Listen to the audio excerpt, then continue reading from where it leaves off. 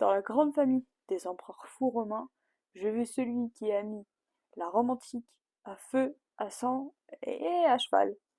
Aujourd'hui, Caligula.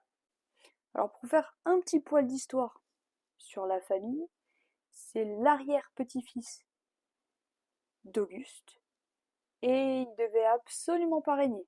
À la base, il devait être militaire, comme papa, qui était le grand général Germanicus, adoré de la Rome antique.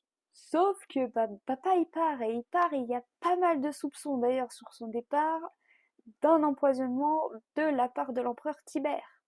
Alors sa mère se révolte un petit peu, elle veut essayer de faire monter son frère aîné sur le trône, sauf que du coup Tibère il accepte pas, et il va faire emprisonner sa mère et ses deux frères avant de les laisser. Voilà. Sauf qu'il y a un petit souci pour Tibère. Et ouais, il a pas d'héritier. Du coup, contre-cœur, et parce que c'est tout ce qu'il a, il va nommer Caligula son héritier. Et ça va arriver. Ça va arriver en 37 après Jésus-Christ. Alors au début, tout le monde l'adore. Il est beau, il est jeune, c'est le fils de Germanicus. Forcément, il est adoré. Sauf que au bout de quelques mois, il va y avoir un grand changement dans son caractère. Et pas pour du bon. Il va commencer à montrer une cruauté impressionnante et surtout un ego surdimensionné. Le gars se prend littéralement pour un dieu vivant. Il va faire exécuter ses ennemis politiques, il va cramer l'argent public, et le plus iconique, c'est qu'il va construire un palais pour son cheval de course Incitatus, avec des esclaves, des bijoux, et il pense même le faire élire consul, c'est-à-dire le plus haut grade du Conseil romain.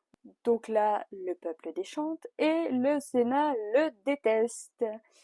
Et là où il va vraiment devenir dingue, c'est quand sa sœur Drusilla, avec qui il a une relation très incestueuse et à qui il donne tous les honneurs d'une impératrice, part.